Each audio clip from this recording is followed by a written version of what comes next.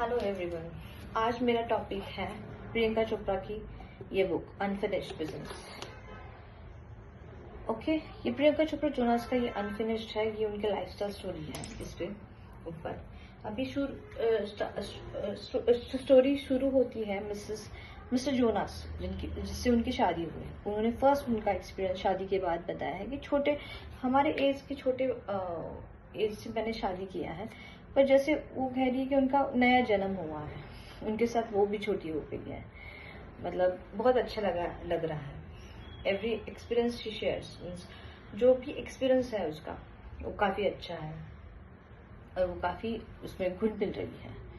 Second thing, आगे जाके वो बोलती है, फिर बाकी में उसकी जो बचपन का जो स्टोरी है वो शुरू होता है कि मॉम डैड मिलिट्री में थे, फिर अचानक से उनका हर जगह ट्रांसफर जगह जगह होता रहता था।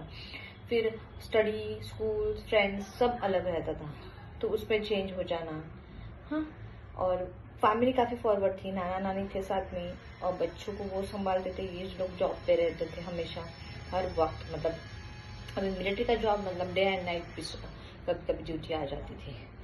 तो बच्चे मतलब जैसे ये इसका कहना था कि हमारा जैसे है मम्मी पापा का ट्रांसफर हो गया है तो हो गया, वहाँ पे जाना है तो जाना है और वहाँ पे पढ़ाई करनी है, नया आशिया सब समेट के अलग जगह अपना आशियाना बनाना है, वहाँ पे एडजस्ट करना है, उन लोगों से मैच करना है, भले ही वो लोग कहीं से भी हो। तो इसका ऐसा उसके ऊपर असर होता गया और उसको इस चीज़ की आदत लगने लगी। मतलब ज़्यादा दिन वो एक जगह रह नहीं पाती। वो होता ऐसा है कि बहुत 8th या 10th में प्रियंका चोपड़ा का कुछ अफेयर्स किसी के साथ, ऐसा मॉम डैड को समझता है। तो इस वजह से मतलब उनका जॉब था ना, वो जॉब करते थे, तो उनको ऐसा लगा कि इसकी वजह से हमारा ध्यान नहीं हमारे बच्चों के पास। तो उन्होंने प्रियंका चोपड़ा को मासी के साथ आउट ऑफ कंट्री एजुकेशन के लिए भेज दिया। अभी यहाँ से शुरू होती है एक अलग नई कहानी। प्रियंका चोपड़ा रही इंडियन और उनका जो कलर है वो ब्लैक था उनके मुताबिक। मतलब जैसे मैं इंडियन हूँ वो कह रही थी, मुझे काफ़ी टीज किया गया आउट ऑफ कंट्री मेरे लैंग्वेज की वजह से, क्योंकि वहाँ का जो टंग ट्विस्ट इंग्लिश अलग रहता था और प्रियंका चोपड़ा का अलग रहता था। तो उसी वजह से वो काफ़ी डिप्रेशन में जाती थी। ऐसा लगता था क्या करूँ, सब छोड़ छाड़ के चले जाना है। बट फिर भी वो करती थी, खुद को मैनेज करती थी, क्योंकि मॉम डैड ने भी भेजा है तो करना ही है यहाँ पे, ऐसा उनका था। तो उन्होंने किया, पर वहाँ पे भी यही सर्कल था। जैसे अभी वो जहाँ मतलब धीरे धीरे कंफर्टेबल होने ही लगती है तो अगेन मासी का ट्रांसफर आता है, यार कुछ ना कुछ होता रहता है। उधर भी कोई बॉयफ्रेंड हो गया, कोई सीन हो गया क्रिएट, तो उसको वो अलग जगह ट्रांसफर करते हैं। मतलब उसको नहीं, खुद पता नहीं क्या उस टाइम पे बॉयफ्रेंड वगैरह बोला, तो एक्चुअली आउट ऑफ कंट्री में तो इतना कुछ मैनेज मीन नहीं करता। बट मम्मी पापा का डिसीजन है तो फिर जाना ही है। और जैसे मम्मी पापा को सब बताते थे, अगेन अलग अलग जगह। मतलब आउट ऑफ कंट्री में भी यूएस छोड़ के वो काफ़ी सारी जगह पे घूमी है, सिर्फ स्टडी के लिए, ऑल द वे स्टडी के लिए। पता नहीं उस लड़के पर क्या असर हो रहे थे, उसको काफ़ी चीज। अभी इसका फिर बाद में कुछ समय बीत जाता है, फिर वो मासी के पास से इंडिया में आती है। अभी यहाँ पे उसका ग्रेजुएशन शुरू होता है। ग्रेजुएशन शुरू होते होते मम्मी पापा या मम्मी या भाई ने उनका जैसे उससे ना पूछ के उनका फॉर्म फिलअप किया था मिसेस इंडिया में। तभी वो स्टडी के ऊपर फोकस था बेचारी का। तब ये बीच में आ गया, तो चलो कोई मम्मी पापा बोल रहे थे अटेम्प्ट कर लेते हैं, तो ऐसे ही उसने अटेम्प्ट कर लिया वो कंपटीशन। उसे कोई एक्सपेक्टेशन नहीं थे कि जीत जाएगी या कुछ नहीं, कुछ भी पता नहीं था। बट फिर से उसे कॉल आता है कि ऐसा ऐसा है। एट द सेम टाइम उसका ग्रेजुएशन भी था और एट द सेम टाइम उसका कंपटीशन भी था। तो बहुत सारे डिस्कशन के मुताबिक उन्होंने ये फैसला लिया कि चलो करते हैं ये कंपटीशन।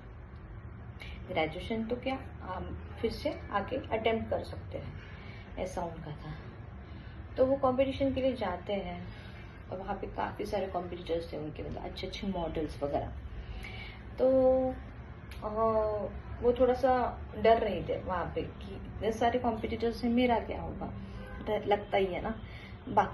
बाकी सारे इतने हमारे साथ कॉम्पिटिशन। अभी मेरा एक एग्जाम्पल ऐसा है कि मैं रही मराठी मीडियम स्कूल से, पहली बात तो नहीं, मेरा कॉलेज कैसे आफ्टर 12 मैंने Franklin aerospace institute of training किया था, तो उसके बाद मैंने अटेम्पशन शुरू किया इंटरव्यू का। तो इंटरव्यू में मैं जाती थी ना, तो मुझे भी ऐसे फील होता था कि बाप रे, ये कितने इंग्लिश बोल रहे हैं, ऐसा वैसा। बट देन मेरा इंटरव्यू इतना हार्ड मुझे कभी गया नहीं है, फ्रैंकली स्पीकिंग। तो वैसे उसका था, अभी कुछ रहता है, खुद के फियर्स रहते हैं, कभी कभी दूसरों के पास देख के लगता है कि हम कर पाएंगे या नहीं।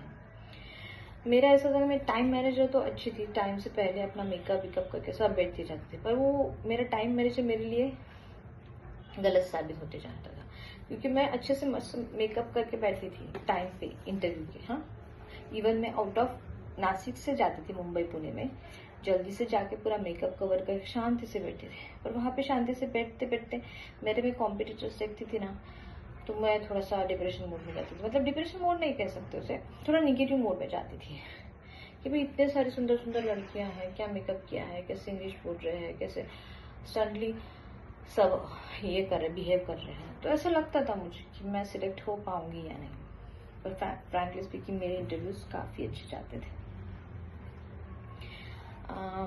तो ऐसा इसके साथ कुछ हुआ, बट उसे जो करना था उसने अटेम्प्ट किया वो इंटरव्यू। मतलब जो जैसे उनके सेशंस थे बहुत, मतलब ये जो कॉम्पिटिशन्स है ना, अभी जैसे तापसी पन्नू ने भी कहा है, ये मिसेस इंडिया वगैरह है ना, काफी बहुत और करते हैं। मतलब तुम क्या ही चीज हो, ऐसे कर देते हैं तुम, तो उस पर तुम्हें खुद पे कायम कॉन्फिडेंस रखना चाहिए कि तुम कर सकते हो। ऐसा था।